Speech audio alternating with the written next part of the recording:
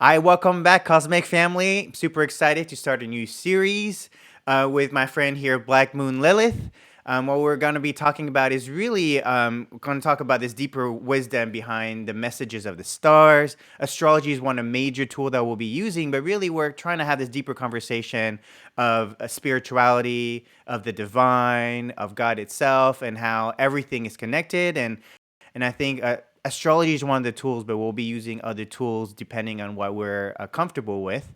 And so, with that, I'd like to introduce Black Moon Lilith. She is also an astrologer, and she's coming from a whole nother experience. She was in South Africa. She traveled doing a lot of finance work, and then when was your awakening when you had to like leave? I think it was like 4 or 5 years ago, where she left the whole financial system, went into acupuncture. That's where we met, in acupuncture school, and her experience in really going into health and wellness and that whole industry. Just like me, I went from tech into that space, and so I think we're both souls who have met each other at acupuncture school from other industries. And she's in South Africa now. So we met in Houston, but she's in South Africa for the time being, and she's gonna come back eventually. But really excited to have this deeper conversation. And we're both love using the language of astrology to explain our daily lives. And so we're hoping to have a deeper conversation using astrology. And anyone who loves to listen to people talk about how astrology really recreates the above, so below concept. We want to be able to share our own personal experiences that is reflecting the astrology and how we're able to really, for us, connect to our own divinity, to the divine energy. So thank you, Black Moon Lilith. I'm going to be short for calling you Lilith rather than the full Black Moon Lilith. And it's exciting too because we are starting this show because we just had a solar eclipse, annular solar eclipse in Libra conjunct Black Moon Lilith. So it's a very exciting time. So welcome, Lilith. And would you like to share anything for your own past and where you're coming in? Thank you, Charlier. Well, I mean, yeah, Charlier has pretty much said everything. I call him Charlier because, well, Charlier is Yes. what we established was his asteroid name. So when I do astrology readings, sometimes I'll look at your name asteroid and see, because it just gives a little bit of additional information. And so Charlier's name asteroid jumped out of the chart that day. I think the sun was still shining on it. Astrology decided it was Charlier. Yeah, I mean, you pretty much said it. I had a Kundalini awakening back in 2020. And ever since then, like, my whole life has changed. I went from, being in finance. Like, the last thing I was doing was constructing an oil refinery in the middle of the desert in Kuwait. And then I had a Kundalini awakening. And now I'm studying to be a doctor in Chinese medicine. And I just discovered this energy healing side of me, the psychic astrologer side of me. It was a new discovery. I mean, that's what I so love about this eclipse with the conjunct the Black Moon Lilith. It's like you're facing your shadow. So I don't know if you've had any experience in the last, I would say, 48 hours, because it actually hit me not yesterday, but it hit me the day before, where the universe was really giving you insight into a shadow side of yourself. It was like fears were rising so that it could reveal a shadow side of you. And it was so funny because it had already told me that I'm going to see my shadow that day, and you must like keep a lookout. It's story time with a Pisces. And so I was walking on the beach and I'm looking at the sun and I'm thinking, yeah, I've chosen now the hottest time of day to walk on the beach, and the sun is like right above me. And I turn around because I'm looking for my shadow. And I look at my shadow to see, like, with the sun. And as I look at my shadow, I start laughing because I'm like, universe, the joke's on you, bro. I just checked my shadow and it's looking fine.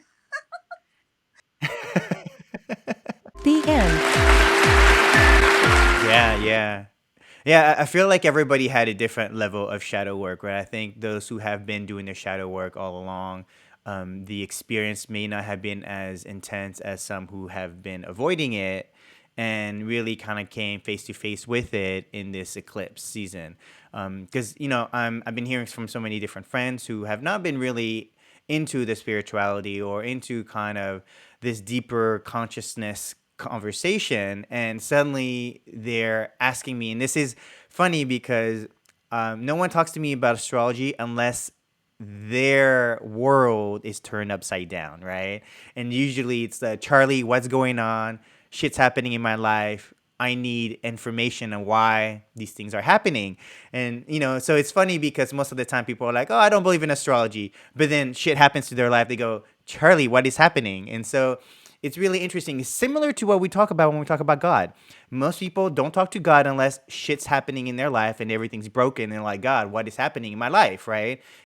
And so it's ironic that it requires something that is a shadow moment in our life for us to actually recognize that we're always having a conversation with God.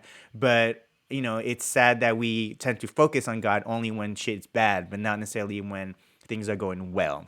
And I think this is why this deeper conversation is to say, hey, actually, God, source, is there all the time having a conversation with us. We're just choosing not to have this deeper conversation with this creator.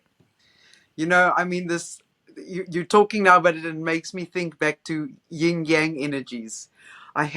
So God told me the other day, and it was so crazy because actually we already know it, but when he says it and it's like articulated in your mind for the first time, it's still mind blowing, even though it's not really new information. But so he was showing me, because we were talking about yin and yang energy, and he was actually showing me, everything is yin and yang, but he was showing me on the bigger scale that where are we in the phase, when yang constantly, yin and yang will constantly interchange and turn into one another. So we are actually going from yin into yang, from the darkness into the light. Do you know what I'm saying? Like, you can't make this shift up. Yeah. I mean, you know what I'm saying? So like that whole Yeah. cycle just spoke so much to me, especially when you think about the precession of the equinoxes, and it's now Yeah. going from the age of Pisces, which is the last 2,000 years, and it's not just going from one age to the next age. It's actually crossing the horizon. So it's crossing like you can say, yin energy, which is down below, and yang energy, which is up above. It's crossing that horizon and actually going into Aquarius, which is above the horizon, which is like the physical yin energy, and above the horizon is non-physical or yang energy, and it's crossing that line, that's Boundary. what makes this time so significant. It's not really the change of Pisces to Aquarius, which is significant. It's a 2,000-year cycle, so fine. But this other cycle is a much bigger cycle. Now you're talking, well, the full cycle is 13,000, so 26,000 years or so. So half that cycle, we're now basically in the middle of the cycle. It crosses over. So we're at the 12,500 year mark, which is crazy, because if I actually established this even before my awakening, right before my awakening, that I was looking, the pyramids are aligned with the Orion belt, but I mean, the stars are moving. So the pyramids are not aligned with Orion's belt right now. When was the last time they were aligned with Orion's belt?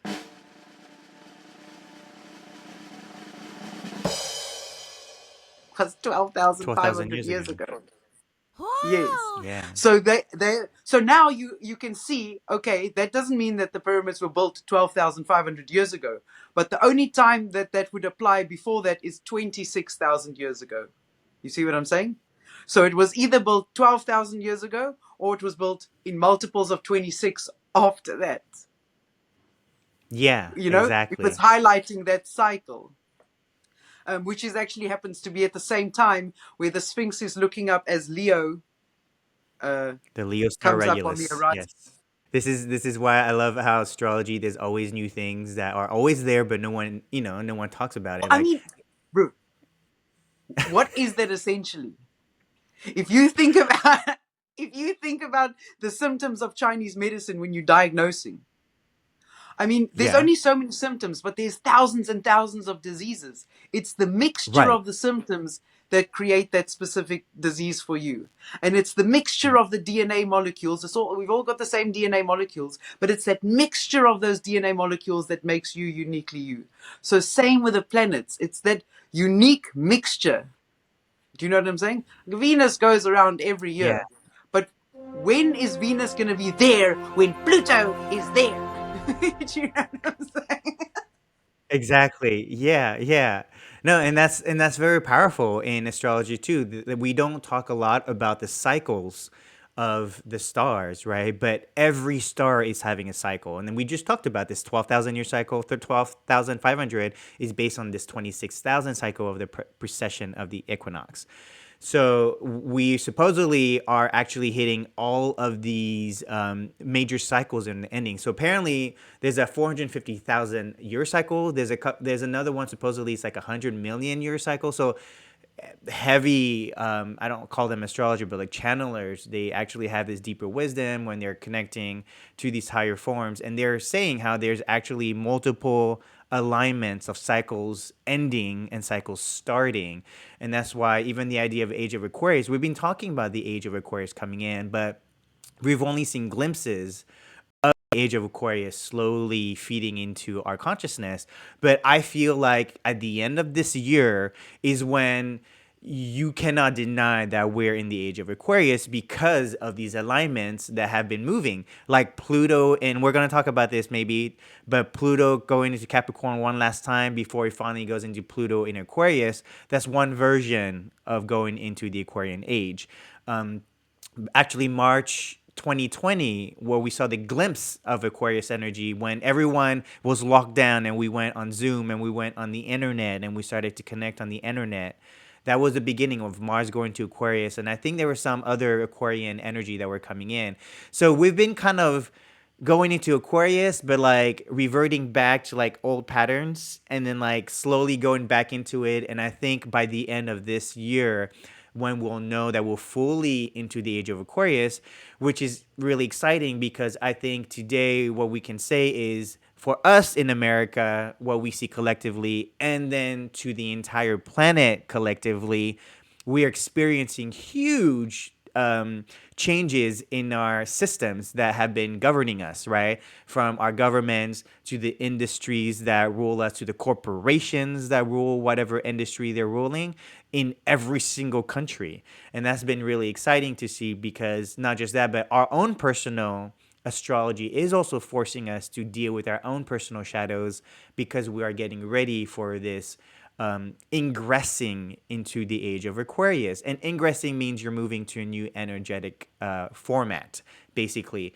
And it's not just that, but right now there's three retrogrades going on where Pluto, Uranus, or Uranus and Neptune is with Saturn right now. So there's these three major, and they're all at 29, 28 degrees, right? So they're kind of like at the end of one energy, and they're moving into the new energy. And even for that, when Pluto, because I'm a Pluto in Libra, so our generation of Pluto in Libra will get super activated when we go into Pluto in Aquarius. Then we're living through Pluto, trine Pluto.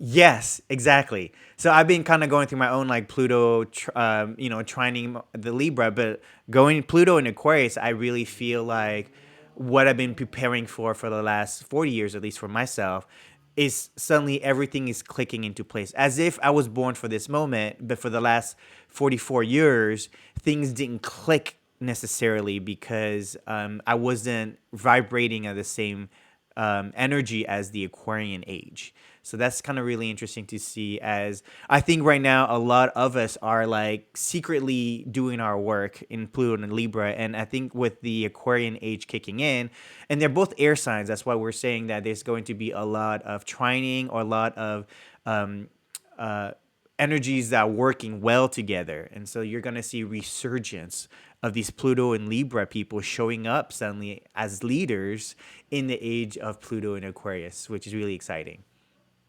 I think really with this eclipse, with the sun at 10 degrees Libra, That's so 10 degrees is a manifestation degree in some schools of astrology.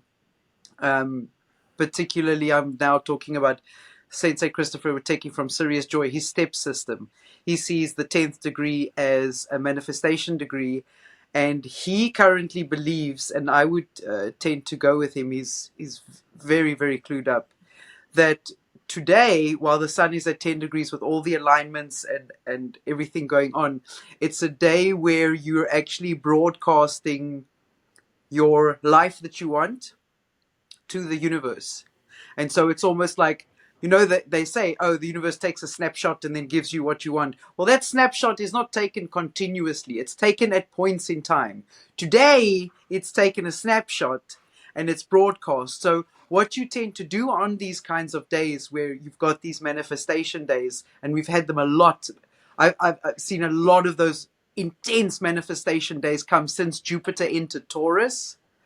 And then pretty much Mm. it's like one manifestation day after the next. So there's a lot of concentration of manifestation energies that you can say are being born now or being created now. And it's a projection. So what you do on days like today, it requires a lot of protection and boundaries around where you want to be, right? If there's going to be anybody on the outside world that's going to distract you, make you doubt yourself, make you not think about that you can make it, or that you can do what you want to do, you need to stay far away from people like that on days like today. I made the mistake of not doing that and going to the shops with my family this morning, and you will never say it was a new moon, because I did what I like to call full moon. Okay. That is losing your shit completely, and I did not do what I was supposed to do in the energies. Luckily, I managed to regain myself after that, recenter, and go forth into the day. But it made it so much harder because I didn't protect the morning. Later on in the day, even when I became aware of it, it made it so much harder to protect it. To protect my inner world and make sure that I'm broadcasting the right energies, because after that the damage has been done. You've got all this negative emotions in your mind, like, I should have said this, like, how dare you do that, and all this shit going through your mind. You just gotta, it's a good thing to learn how to protect your inner self through these times, because I mean, this is not going to be the last day, right? It's compounded, so you got to make sure you're doing this every manifestation day, because it compounds on each other. So I failed the test this Yeah. morning, but I didn't give Learning up. lesson. The key is I didn't give up. Good, good. Yeah, and that's what I think is really beautiful about astrology. I think we have to find that meaning behind prediction and knowing what will the weather be like, so you're prepared for it, right? Because I think I grew up from the Asian culture of astrology, or we use the I Ching, but we use a version of astrology using the 12 Chinese zodiac signs. And there's heavy prediction of using astrology to predict what you need to do, versus what we're talking about right now is this idea that the weather of energy will be this way. You can choose to be prepared for it, or you could choose to just experience it. But a lot of times we're choosing to to feel the energy and like adjust, versus I think in a lot of Eastern tradition they're very affirmative. I'm like, this is very bad for you, don't come outside right now because it will be blah blah blah. And so a lot of times what happens is we then have to prescribe to somebody telling us shit's gonna go crazy, when in fact knowing, hey, it's a full moon right now, you need to be aware what happens to you during full moons or during these kind of energetics, right? And I think this is very important, in why it is important for us to speak about astrology as if like, hey, it's gonna be the hottest summer. Most likely, most of us who have lack of melanin are gonna go outside for 2-3 hours in the sun, not wearing any kind of protection, because you're gonna come back in and say, wow, I wish I knew the sun was gonna burn me. Well, every summer the sun comes out and it's really hot. So it's not like we're predicting it. It's more like we know what kind of energy is gonna be there. So you, as a regular person, because I can't say this to every person, right? I can't say, hey, you can't be out in the sun for like 2, 3 hours, because definitely there are people who can sit out there for 2, 3 hours and not feel a thing, But that's again evolutionary traits, and so this is important for us to not generalize what is meant to be very specific concepts for every person, right? And so that's why in astrology I say I don't do predictions. I can only tell you what is the energy is going to be like, but based on your own astrology, you need to be more in tune with what you need to do to make sure that doesn't affect you, right? Like for you, the last 2 days you said you felt very intense. Like for me, it wasn't as bad, right? But there's definitely some days where like, what is going on to my life? Everything's falling apart, and now check with you. You'll be like, oh yeah, this transit's happening for you. And those are very important because you're not predicting my life. You're only predicting the energies that may be a little challenging for me, but if I knew that challenge coming in, may not have easily been reactive to it and go, oh, I can't believe this is happening to me. More like, hey, the energies are giving me an opportunity to shift my mind, my heart, my spirit, so that I can um, I can experience the energy or the transit that's happening right now. I mean, you said that very nicely, bro. You said that very nicely because that's exactly what it is. It's not like, if you know it's going to be hot. So we're here to say, look, Oaks, it's going to be hot, and then you know how much heat you can take. Do you know what I'm saying? If you should rather not go out in the sun, or if you can go a little bit out in the sun, or whatever you decide. But we're saying, look, it's going to be hot. Like, I love that explanation. That was brilliant. But that's exactly it. I mean, I read energies. I read the polar energies. I can see in. I mean, that's the point. My whole journey has been about yin yang, yin yang. So even when I do an astrology reading, I can see the yin yang polarity that is surrounding you. And then I would need to ask you questions about your life to see which side of that polar energy you're falling on. That at least then I can give some kind of extrapolation of the energy. But really, it's very difficult to predict because of that concept of free will. And I put free will in inverted commas because Yes. I don't believe in Yes. free will. But I want to remind you about that story with Jim Carrey, where he said, I wasn't lucky to. I'm not lucky to be Jim Carrey. I'm not Jim Carrey. I was lucky to get the role of Jim Carrey in this life. In other words, this life is like a cosmic tour. So from that respect, I believe like, yeah, you had the free will in deciding which tour you take. And then while you're on that tour, you've got, here and there a little bit of free will with minor things that nobody gives a shit about. and then with the big things, they don't leave that up to you. There's too much at stake. So those will be those two polarities that you will be able to deal with. That's where your choice lies, in choosing between those two polar energies that's presented to you. This is the theme park ride, and then Yeah. and Yeah. then dealing with that. But you can't escape that.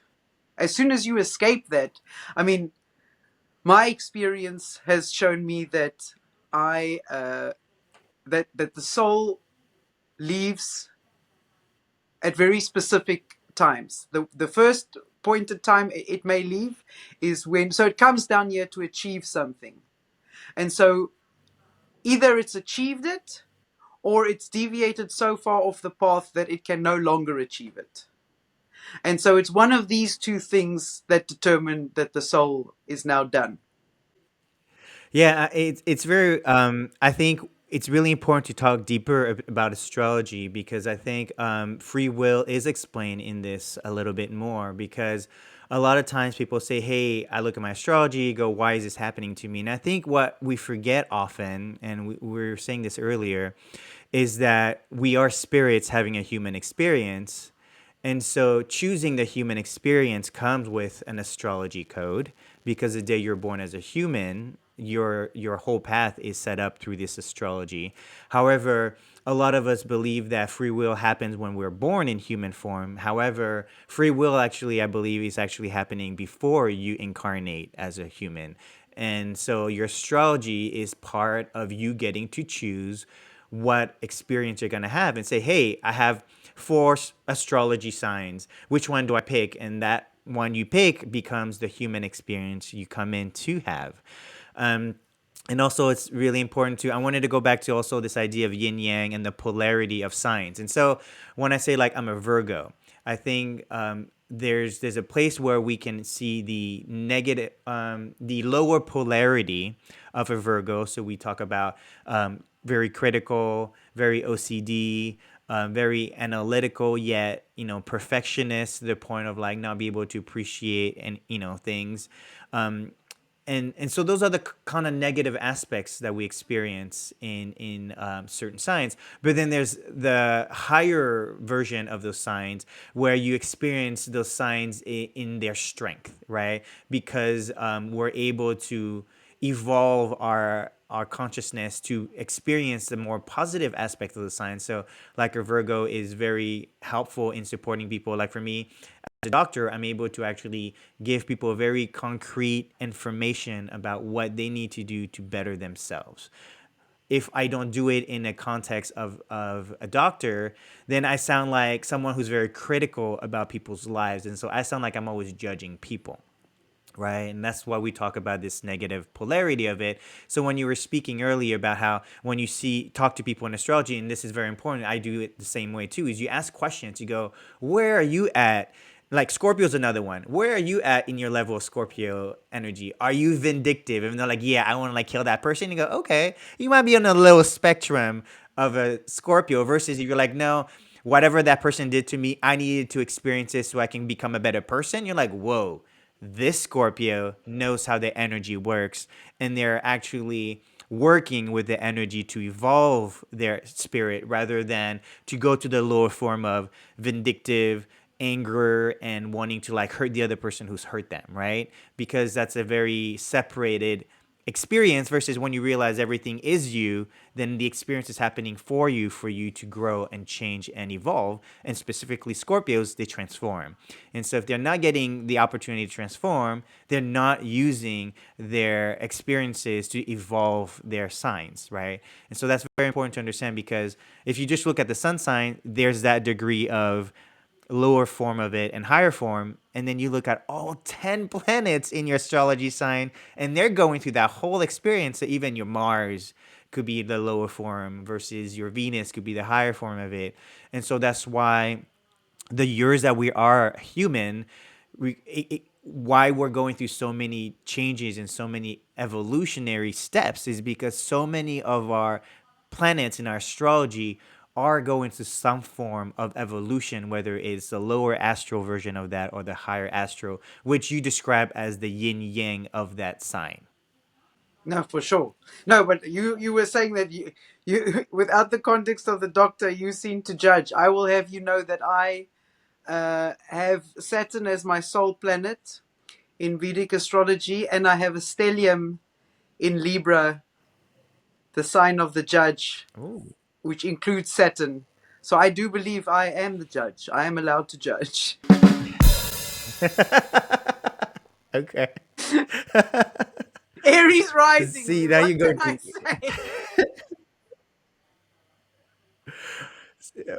So what's funny too, and so the reason why I think we both vibe really well, it's really interesting because with your Aries rising, I get that because with me being a Leo rising, but my sun is in the first house of Virgo, and so because of that, I can appreciate that Aries quality of the self identity and creating boundaries of who we are as us separate from everybody else.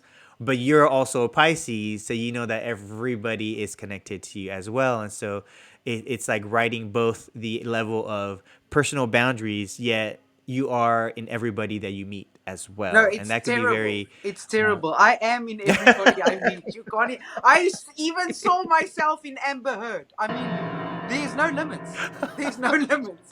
God shows me myself in every single person. Yeah. No, when you see yourself in Amber Heard, then you know it's gone downhill. But what can I say? Yeah. I didn't ever shit on a bed.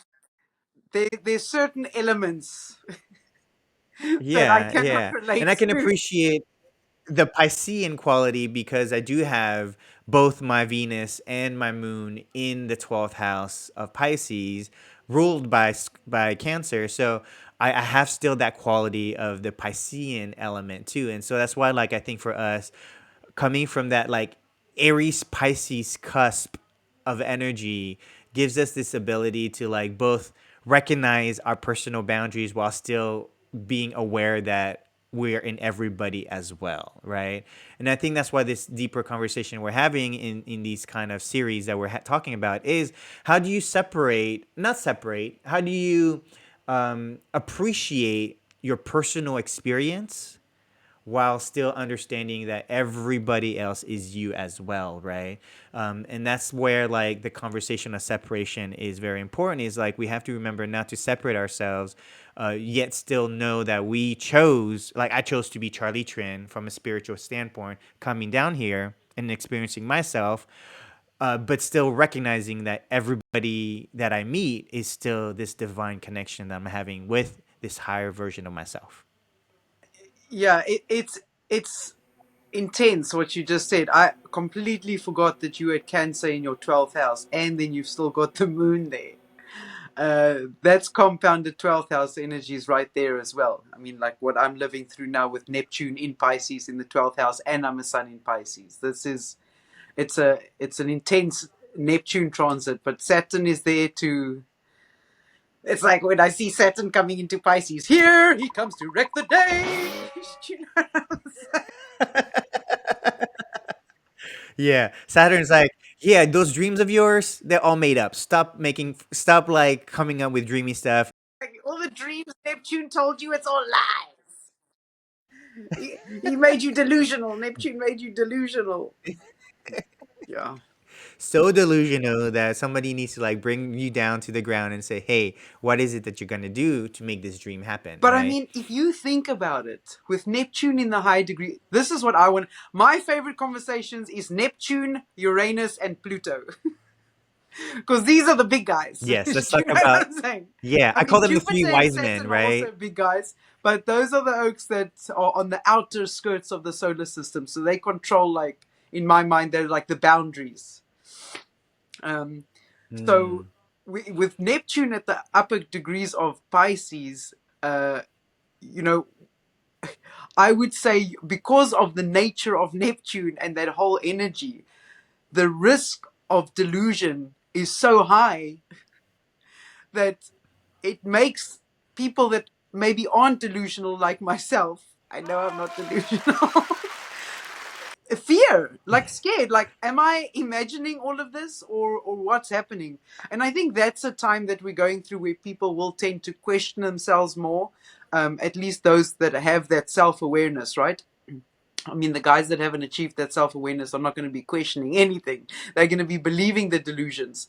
But because of that polarity of Neptune, which is crazy, because ever since Neptune conjuncted my sun, which is when I had my Kundalini awakening, my very question to God was, well, am I crazy or not? And then I discovered, I discovered Neptune and everything it represented. And as I thought it was answering my question, in the sense that, Neptune and being conjunct your sun is like God talking to you. But the other polar energy of it is, or you're crazy. So when I looked at Neptune conjunct my sun, I established, well, there's one of two things that happened here. Either I did talk to God or I'm crazy. So I've gotten no closer to the answer than what I was before. Because it's still the same And I thing. want to actually.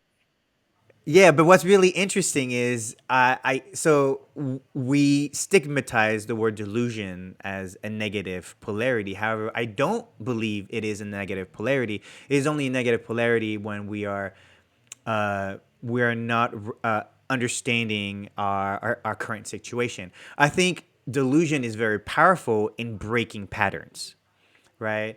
And I think because we could be delusional in being so believing our reality to the point where it's the same concept of a lot of us have what's it called, lack mentality, poor mentality, or self-worth mentality.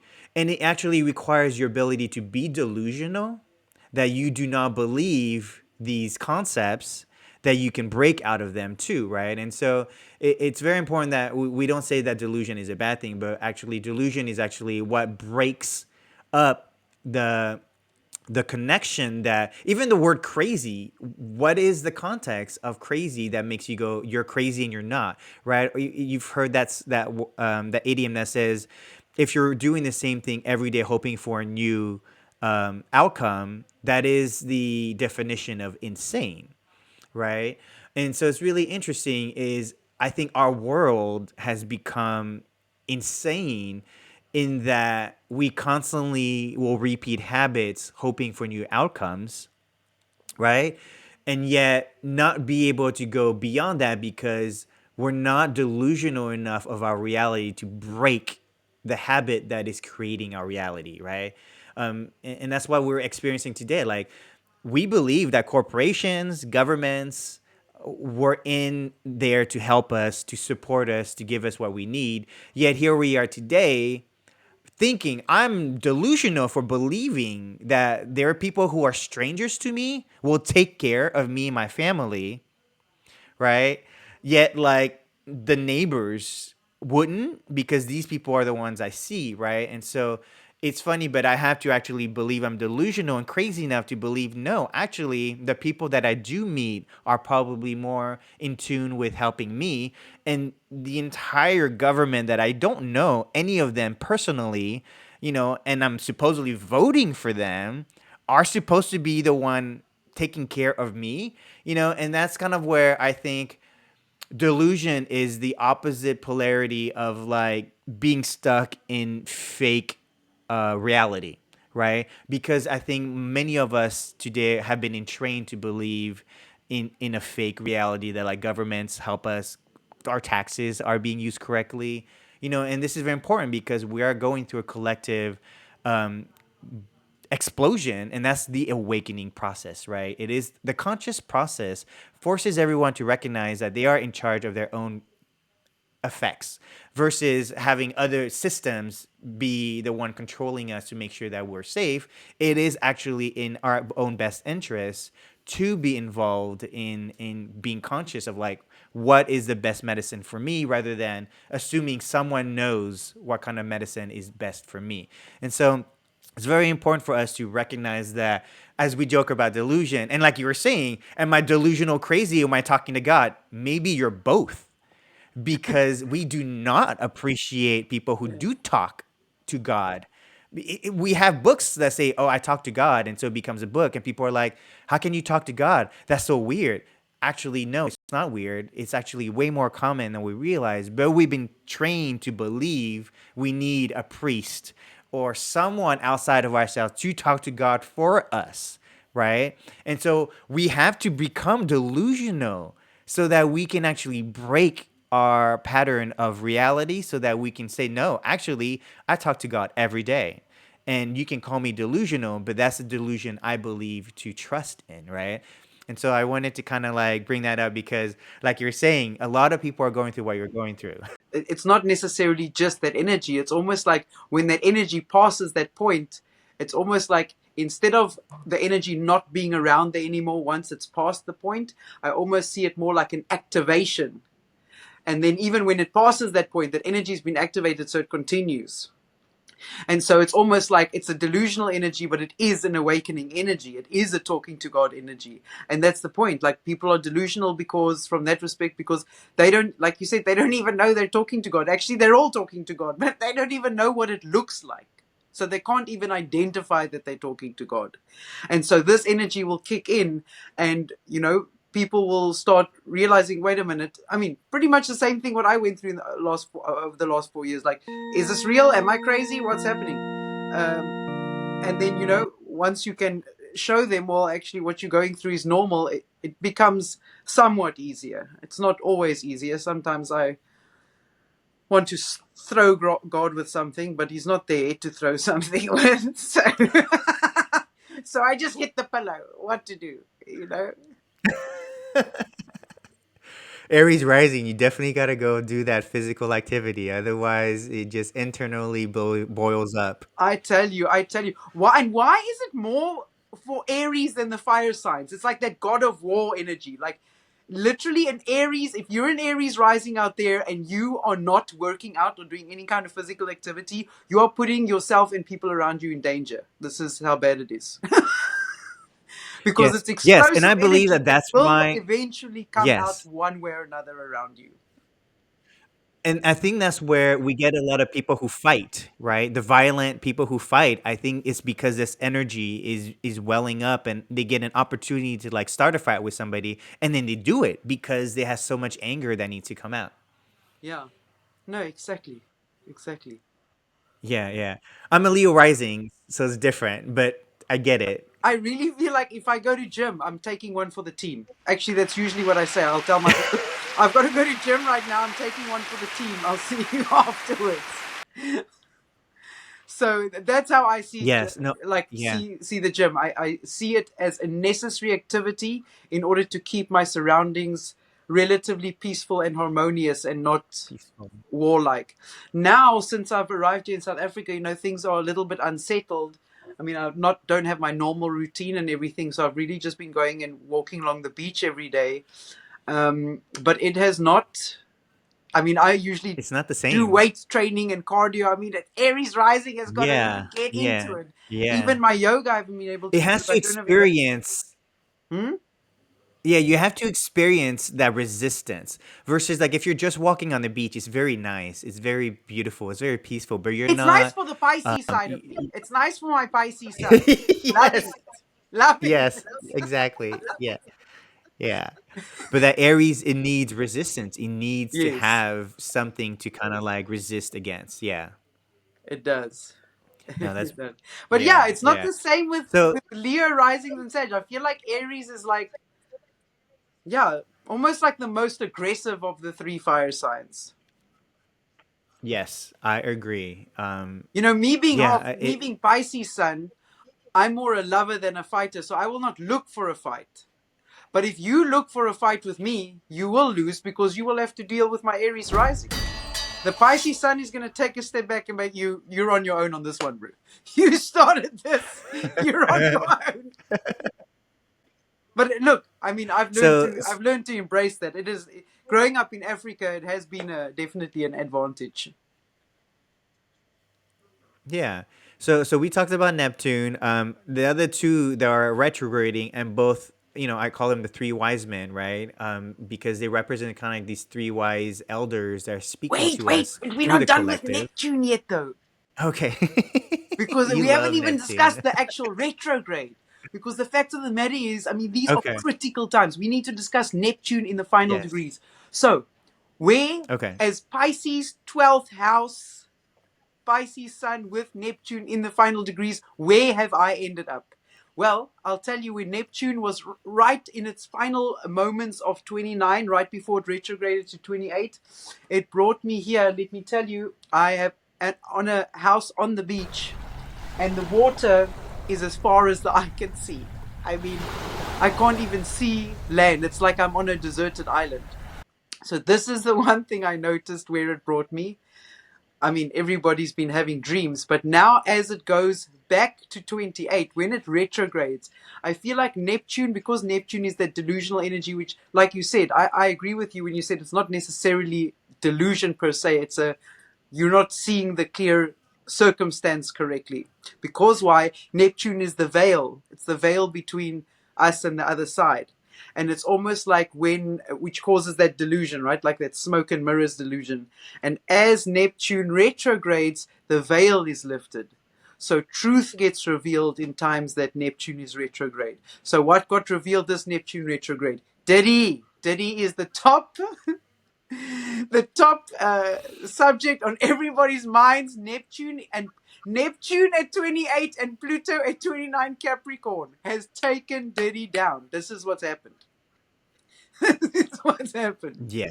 Yes. And And many of the associates around Diddy, right? Because a lot of them have been living off of this like, veil of hidden, right? The hidden stuff. And this is Exactly. really also They've from been the living Pisces behind age. a We're veil. ending the age of Pisces. Exactly. Yeah. And so they've been protected in what they've been doing. And because of that, like that's being removed, and we're starting to see the truth of, because a lot of us have been in delusion with the music industry, right? We believe that whatever people were showing was, and we all have experiences. We all wanted to be celebrities, whether it's Diddy or whatever other celebrities we've always connected with. There's kind of this connection of like idolism, right? That we idolize certain celebrities who were in the music industry, and music is very connected to Neptune, right?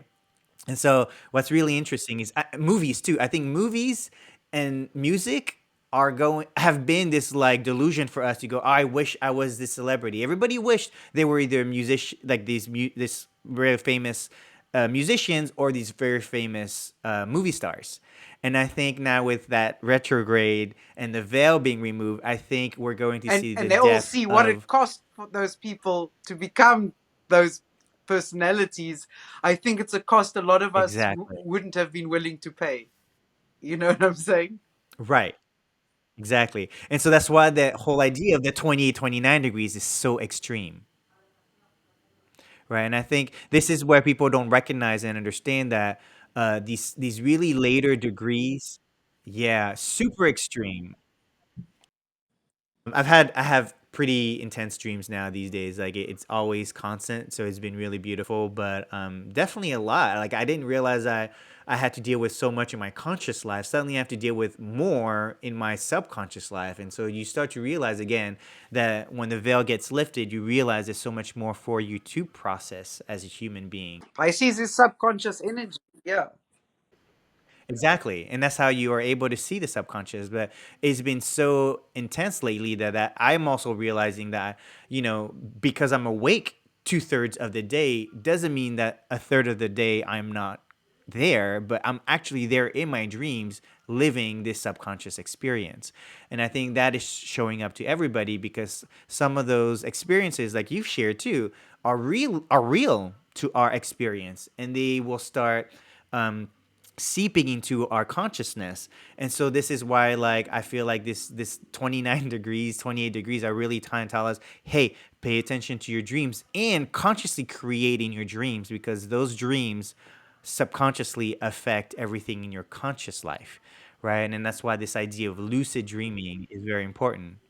Well, the point is, if you, that's the point. If you are able to access that in your subconscious, you're more easier going to be able to access it in your conscious, in physical reality.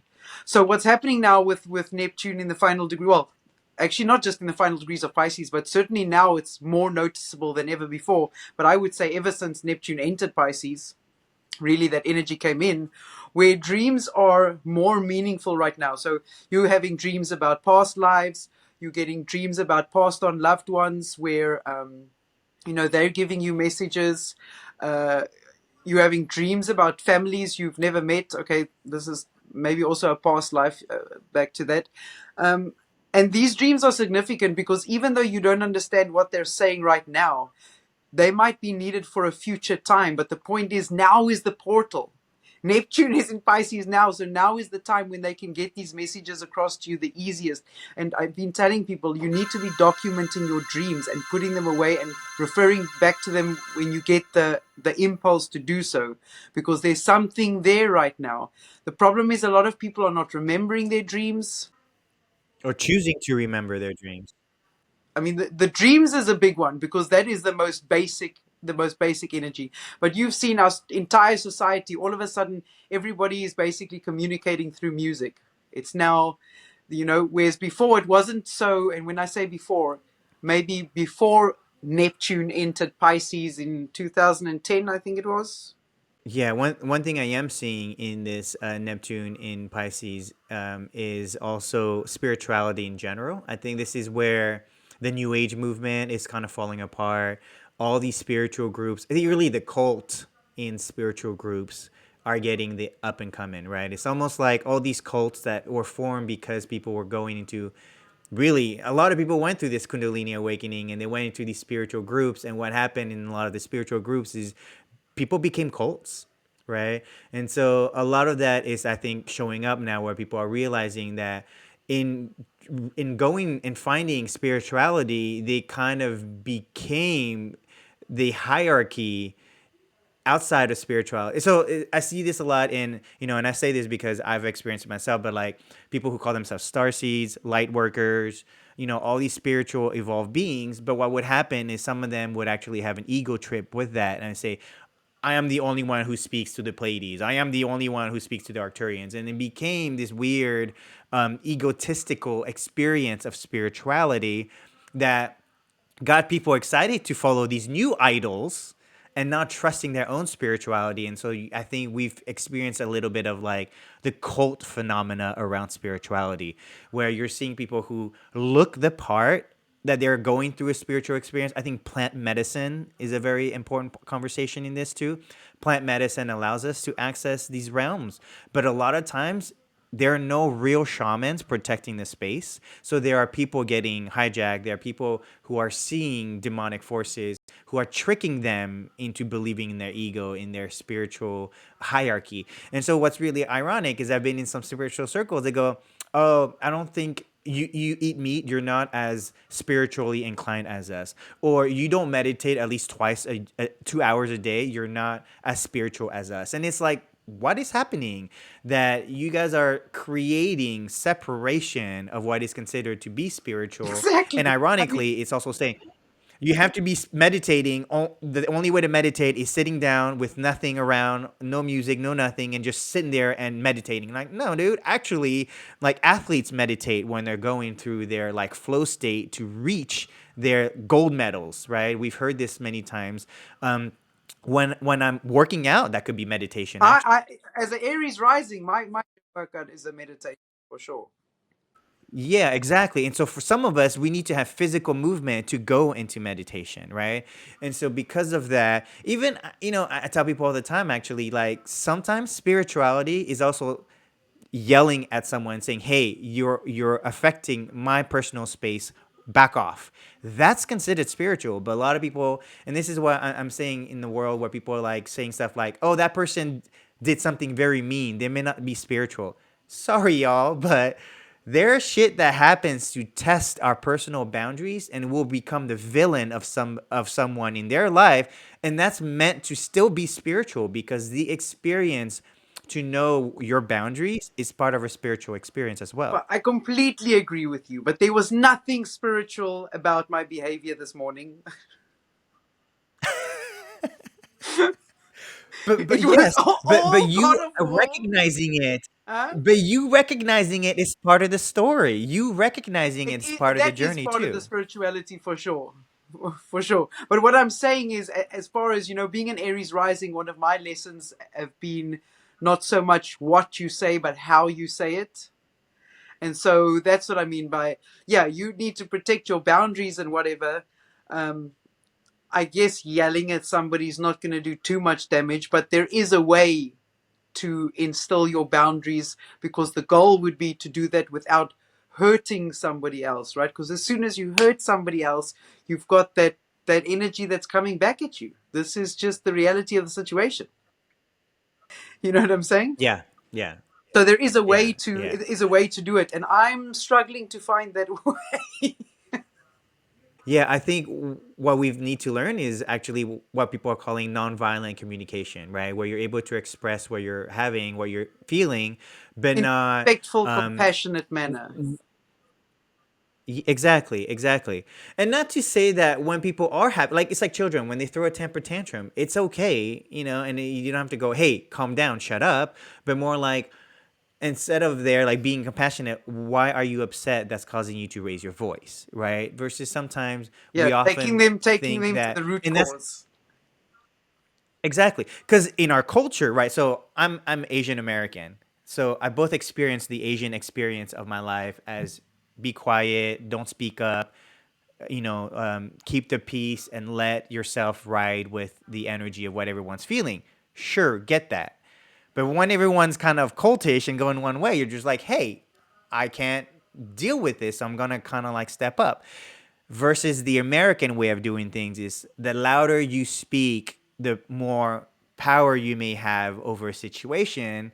Is today what we will feel is like, no, actually, it hasn't worked out. Yet, for some reason, culturally, we believe that just raising your voice shows some kind of authoritative power that makes you, that people believe they are saying things because they're more truthful for some reason because they're speaking more loudly, right? It's very interesting in the culture here. And what I find out, what I find though, and what I've seen across the world, I guess this is logical, but yet people don't necessarily act on it, is that what you are trying to achieve when you are screaming, you will be more effective at achieving if you don't scream. I agree. Yes. However, we have to understand too. Sometimes the screaming is just a reflection of what's happening internally that we're not able to process, right? So usually, actually, the screaming is because, like you said, with the Aries, that bottled up energy has been bottled up so much that it pops like a firework.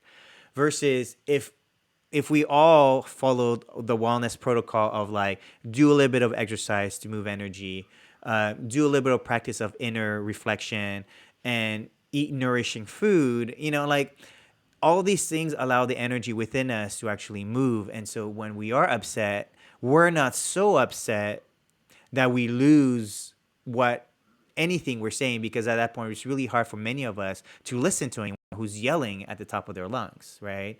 Because at that point you're causing disharmony in me, and so I now cannot listen to you because like the yelling is so traumatic. At this point I'm finding myself defending rather than just what is it that you're trying to say, right? And I think that's why today the discussion in America is like, hey, it's freedom of speech, but what's happened is if we're constantly yelling, then we're not listening to each other.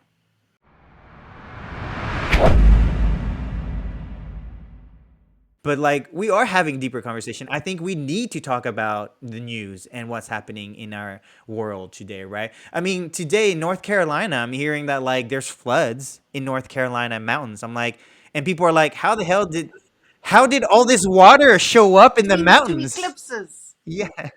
Yes, yes. September and October, y'all. We had a an eclipse in Pisces, full moon eclipse in Pisces, That was September actually when we 17th, filmed and our then here first we are, episode, October 2nd. which Yes, may or may not ever yes. be broadcast. Yes. But this again, this is part of their learning process because even today, we're starting to find our stride and be able to speak, right? But even the time that we did do it, like maybe it wasn't the because even during the time when things happen in Virgo for me, I'm not as talkative as when I'm outside of my Virgo transits. And that's because Virgo is an introvert. Virgo likes to like self-reflect. And so even during my birthday, I was not posting as much. I was just going through a lot of self-reflection.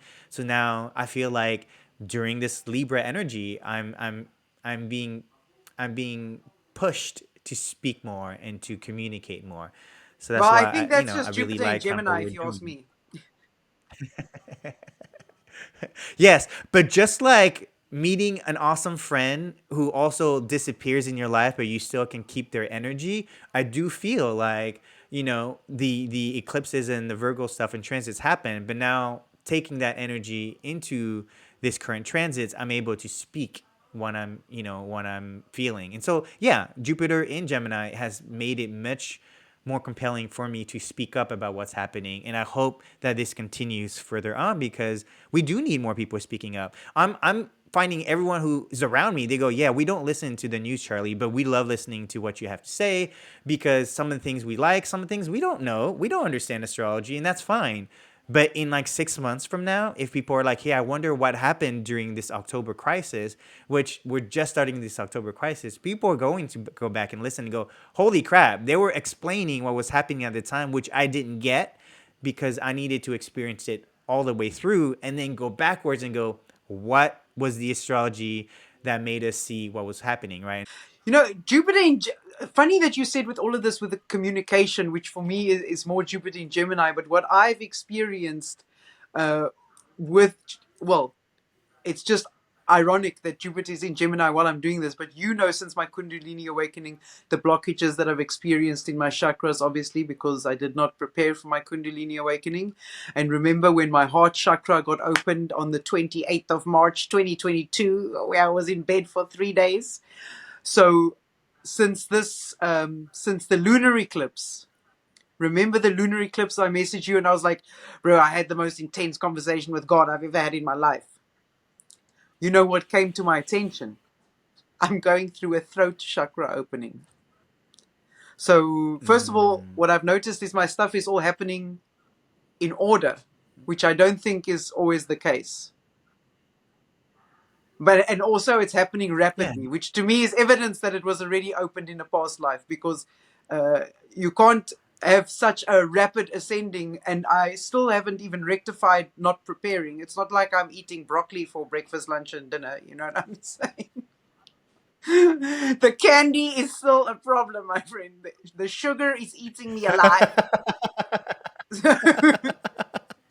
I totally get it. I'm growing sugarcane to try to deal with my sugar addiction, so I get Yeah. it. So I discovered that I'm having a throat chakra opening right now, which is so interesting because if you look at how I full mooned this morning and everything I'm going through, it's all about saying what's wrong, but picking your battles. In other words, not just, every time you have a thought that you're not happy with, now you must voice it. No, you don't have to voice every little thing that you're not happy with. It's about picking your battles and then about dealing with the situation with kindness and compassion and in a respectful manner that still gets the message across. And so this is where I'm at. My chakra is not open yet. I'm still, well, it's interesting that I'm starting this podcast at the time where my throat chakra is opening. That is mind blowing, with Jupiter in Gemini of Yes. my third house of communication. So yeah, it's And intense, that's my why I'm friend. telling you, we should not edit. We should not edit. We should put this raw because it is your own practice of speaking up what you need to say and not filtering and censoring yourself, right? Well, Because that it is is a what very Pisces important tends time to that, do, though. The filtering and the sensing is what yeah, is the Pisces calculations that are happening there. but it's in retrograde. It's in retrograde. Every So we half the get to planets show in my all of it. chart, half the planets in my natal chart are retrograde. I don't know what shit I got up to in my past life, bro, but it's, well, I don't always think retrograde is something wrong. And No. especially because from a numerology perspective, numerology says I have no karma, which I will tell you after experiencing Neptune in Pisces and Saturn in Pisces, something is not right there. I do have karma, clearly, because I am living through it for the last 4 years. So, Well, personal karma. Yeah, but there's still we still experience karma as a being on the planet. Just because you may not have come in, and I've been told this too. I don't have a lot of past life karma. I chose this life to actually experience oh, what's you're saying happening. I have no However, personal karma, but I've still got all the collective no, no, karma. no. Like, So no, all of us still have personal karma because you are still embodied in human form right now. And so from the day you're born till today, you're still building up karma only in this lifetime, but some people are clearing karma from many lifetimes, right? And those are the ones that you're seeing are very important experiences that they have to go through. Versus, it's kind of like how like certain oh yes, people I they bring find their no karma soulmates from. early I bring on. no personal. Okay, so that's what it is. Yes, I brought no personal karma from yeah, past lives. Yeah, yes, but you still have some as you're from this evolving in life. this Yeah, current lifetime. well, from this life. Yeah, Say that makes hi. sense. Say hi. His name is Naruto. He's saying hello. Hi. Hello. Two cats in one picture. One Leo, one cat. Yeah, yeah. Yes. They love to like mess with me when I'm on the mic. Don't Yeah, all so cats? You I think it's always very see in important. YouTube. You always see like in podcasts, in video podcasts, like cats walking across the screen. It's never usually a dog. I mean, No, the dogs aren't climbing the tables like this. no. But so, But yeah. Um. what else about it? Anyways, No, the the cat Neptune. completely just wiped our minds clean. He just walked past the screen and then took all took all of our thoughts with it and left us He saw the like energy we've and goes, just "All been right, clear the stage. Clear like the stage." Men in Black, you know. He cleared the karma for us. Yeah, what just happened? I'm like blank. We were talking about Saturn in retrograding in Pisces. Oh, Bruce, Saturn went retrograde on my sun. On my sun. Exactly on my sun. Now you must understand, Saturn is exalted in my chart. So I would say all the hectic things I've experienced in my life is probably more from Pluto and Uranus. Well, because Neptune is, I mean, not Neptune, because Pluto is ruler of my eighth house and Uranus is in my eighth house. So all the death I experienced was very much Mm. around Pluto and Uranus. But Saturn, Yeah, that's what we were talking but about last Saturn time. has been The 888. Saturn has been intense because the karmic cycles that I'm going through. Oh, because I am also, even though I've got no personal karma that I'm bringing in from a past life, I do have generational karma. That you know that the generational karma we're all clearing. I definitely have that. It's as clear as day. It's as clear as day. Yeah, I agree. I've definitely felt that too. So, Outside of that karma, Saturn going retrograde on my sun this time was basically that happened after everything with my dad. I went through health challenges with my dad for the first 6 months of this year, and that's why I came with them back now to South Africa to spend some time with them and get them settled here in a place. Just because my dad's getting so old, so the journey from US to South Africa was basically Saturn retrograding on my sun, which is very interesting because uh, Saturn was opposite this position when I went to the States, mm, interesting. which was about 14 years ago, 13 years ago. Yeah. Okay. So So now so this is so also like it took me to the States, and then you can say like half a Saturn cycle, because everything gets tested at half a Saturn cycle. Half a Saturn cycle, it's make or break time. That's a big test. I've noticed so you're talking particularly. about the opposition of Saturn is what you're talking about when you say half a Saturn cycle. No, I mean, I'm just talking in general. I'm not talking about from Saturn in your natal birth chart. I'm talking about half a Saturn Yeah, yeah, cycle. yeah. A Saturn cycle is 29 years. Then I'm talking about half a Saturn cycle being roughly like, say, now the 14-year mark, right? Yeah, yeah, yeah. So a lot Yeah. of, I mean, the time window is not as exact like that. But I noticed that that testing point of 14 years, that half a Saturn cycle, almost everything can go through that testing point, from relationships to a job to a new life that you've created to whatever, right? A lot of these things have this 14-year test mark, and that will be 14 years from from the time Saturn was at that place where that event happened. So it's not necessarily Saturn in your natal chart, but now it's like Saturn conjunct my sun. So 14 years ago it was opposite my sun, Mm. and so now it's retrograding over my sun. I don't know what that means, Brew, because it is going to go over my sun 3 times. And it's not pretty.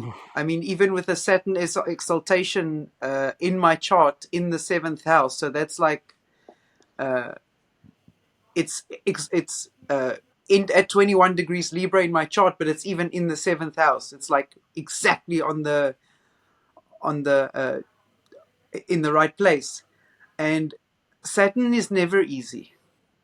You know, so Mm. when I moved from the States to when I moved from South Africa to the States the first time, that was my Saturn return, 29. No, I don't know why it's working out like that. Why is it working out like that? So now, oh, my Saturn return. So that was when it reached my Saturn point. Yes, okay. Now it's Saturn conjunct my Sun. So it was my Saturn return actually when I came to the States. Okay, so Saturn Oh, return is okay. usually Okay. very difficult. But my Saturn return, although it was hectic because I was leaving everybody behind in South Africa that I loved, my family and my friends, it was still a very exciting thing for me. So you can see there that, okay, a Saturn return for me with somebody with a Saturn exalted wasn't, it was difficult, but it wasn't like difficult to the extent that other people uh, experience it, right? Mine was actually exciting. And now with Saturn retrograding on my sun, we will really see the results of what a Saturn exaltation means. I will keep you up to Okay. date, but so far it's brought me straight back Yeah. to where it took me away from in less than ideal circumstances, given my family's health and I've had to put everything in storage in the States, so it still hasn't been easy, even though it's amazing being home and amazing spending time with all my family and whatever. It's in Pisces, so there's a whole bunch of subconscious stuff that's happening that is making life particularly difficult, at least in my mind. Wow.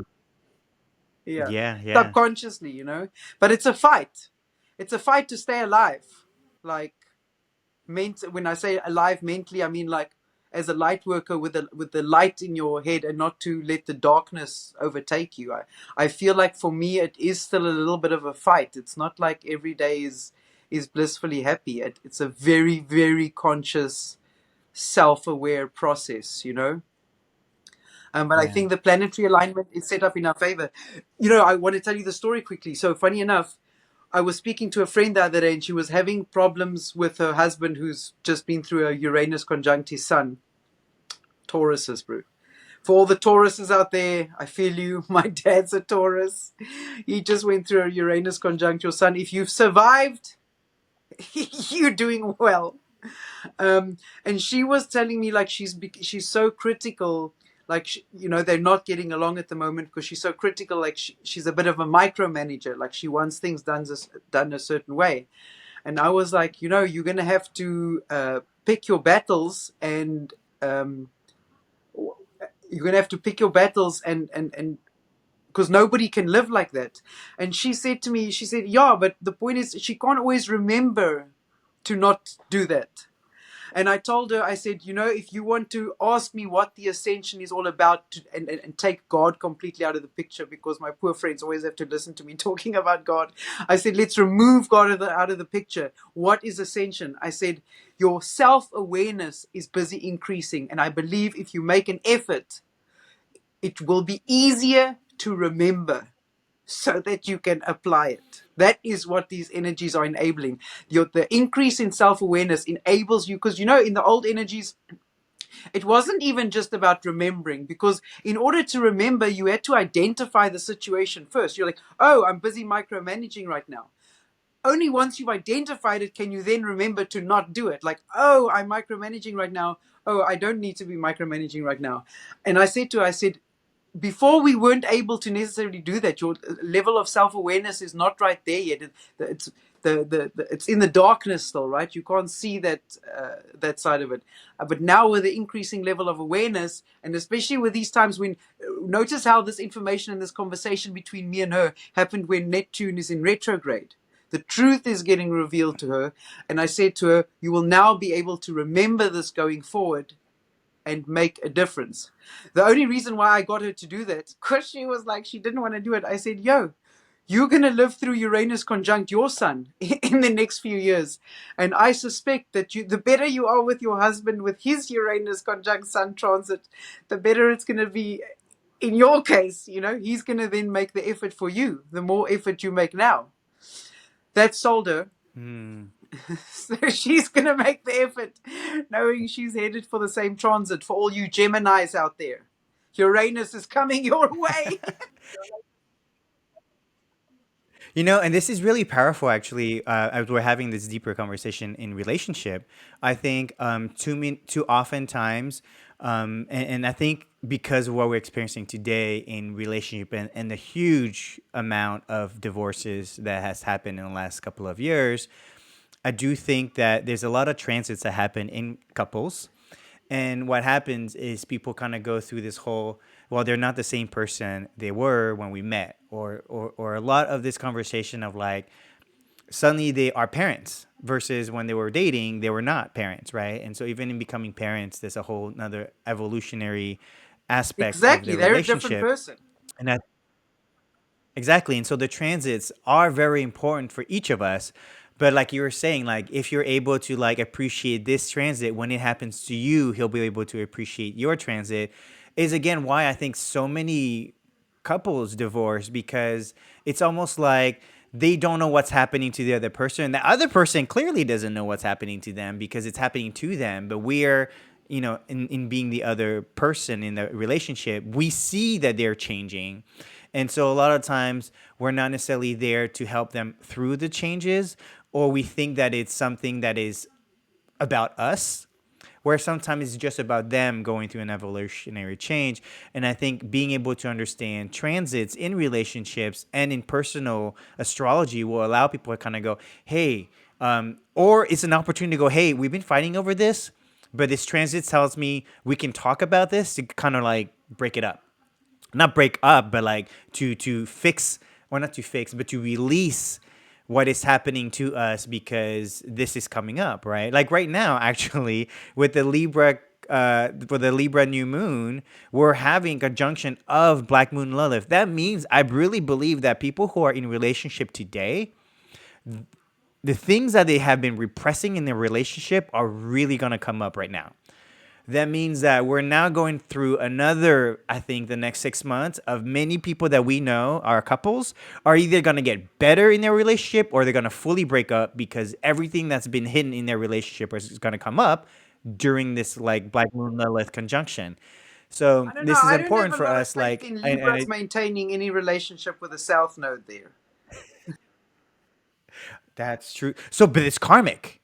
It's karmic. And if anything, But I think a lot of them have already, even though they might not have gotten over the heartbreak, I feel like a lot of them have already let go of the relationship that represents the South Node. Or let's say gotten out of the relationship. yeah. They might be going back and forth still, but the exit has already begun. No, I think it's yeah. No, I think it's actually the it's almost like a call to go, hey, are you still teetering between back and forth between whether you're gonna leave the relationship or stay? I'm telling you right now, this is a transit. You have to take one way or the other. And I think that's why yes, people have been experiencing it and it's been building up, but in this current transit and eclipse, if it's not set correctly, it like the energy will adjust both of you, right? And that's what I'm saying is, as you're saying that, it's like, yeah, it's not like it's happening right now. If anything, it's probably telling us, hey, you guys have not been dealing with it, so we're going to just deal with it for you, right? So that you can adjust your timelines. Yeah, I mean, So, yeah, and I'm not talking just Libras. I mean, it's a collective Libra energy. We're not talking about just Libras dealing with this, well, it is, but the point because is that even if those with people who are, Libra Sun are obviously feeling it the most for sure. yeah, yeah, Libra yeah, Suns, yeah. they're not playing around. Yes, exactly. Oh, one last thing I'd like to say is I do feel like the Saturn retrograding and Neptune retrograding Pisces is kind of like the final chapter of the age of Pisces ending, Oi, preparing for the age of powerful stuff Aquarius to be for sure. fully on. Yeah, and I think the Saturn retrograding right now. I mean, again, the Diddy thing is a big thing, but I think there's gonna be more of those happening in the next couple of weeks. It's I a no, think it's already to been kind happening, of but every day almost I'm like, oh my word, this con yeah, I mean Jake Paul, Mr. Beast. I mean, there's just so many things that are being yes, Mr. revealed. Beast is one. Yes. Yeah. So I do think this is a time for us to like pay attention to our own needs, because this is again, in a way, by disconnecting. This is the Age of Revelation talks about this, right? It's the idea that we will stop idolizing people outside of us, right? This is false idols, because we are supposed to recognize our own divinity and to start having the conversation with our own with God, and having our own conversation rather than idolizing people that we think we want to be like, which they're not acting out in their, they're not connected. And that's why we're seeing all these people kind of falling apart, because they're not connected to God. And for us to have a connection to God, we have to realize that these people who we thought they knew what they were doing don't know what they're doing, so that we can recognize that we have to do it for ourselves, right? And so I think the age of Pisces, the last chapter is happening in the next week. It's been happening, and it's going to culminate to the final chapter, right? It's as if we're watching a movie. I do think that within next year we're gonna get the mix of both the new stuff and the old stuff finishing, versus the old system is finishing now, and so we're not really talking about new stuff right now. We're only talking about the problems of today. By next year, I think people are going to start offering new solutions to the new Earth timelines, as we're kind of like, hey, we're kind of tired of listening to the old timelines. Because, like, yes, there may be more stuff like Diddy coming out next year, but I think we're going to be almost like tired of hearing it, and it won't last as long as the Diddy stuff has been going on for a few months now. But by next year, a new person may be coming out, and we might be like, another guy. We're over it. Let's talk about talking to God ourselves, versus idolizing these celebrities are kind of like no longer relevant to our lives. Yeah, I mean, there's I don't think Neptune in Aries, for instance, is a very spiritual energy. Well, I think it's the personal identity is going to get redefined, right? I think with For sure. Aries coming into it, a lot of us do not live our personal lives. We are living what our parents want us to be, our friends want us to be. A lot of us people please. I've learned that I people please a ton. I didn't realize it till now. I knew I was, but I didn't realize I was doing it to my against my own code, right? And so as we move closer, because we've been experiencing with the nodes in Aries and Pisces, and so I think with Neptune in Aries, it's going to be a little bit more of that. But yeah, I think things are not going to be easier in the next couple of months. If anything, unless you've done your own shadow work, unless you've done your own ego healing and childhood trauma healing, a lot of us will continue to experience more of that collectively as a planet. I think many of us, because I do think that we're getting closer to a global and collective consciousness.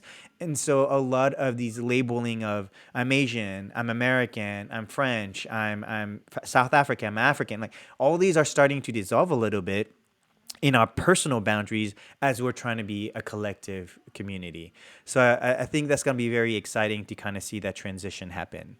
And that's why I love this conversation. We're speaking from like two different cultures, right? You are coming from Africa, I'm coming from America/Asian cultures, and we're mixing them to kind of um, show that this collective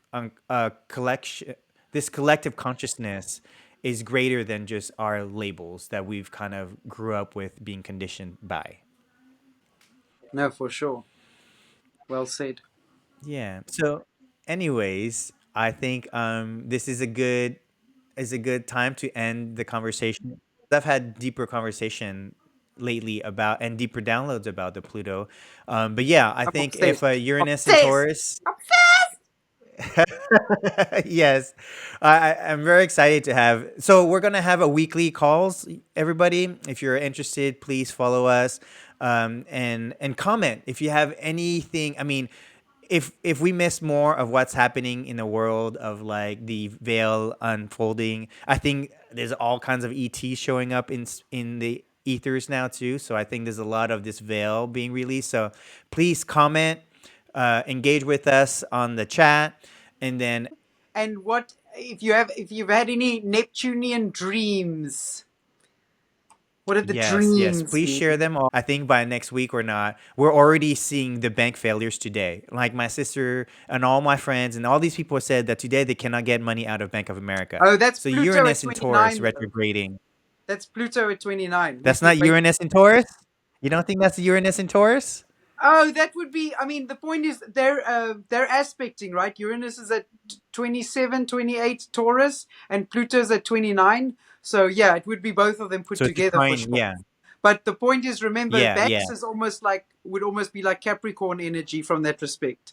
Not you're thinking Got it. Taurus energy, Okay. which is money, but it's more Yeah, the yeah. fall of the big banks is the fall of power, right?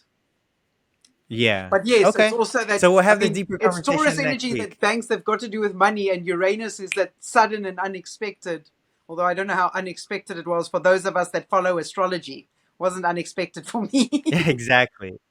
Exactly. Exactly.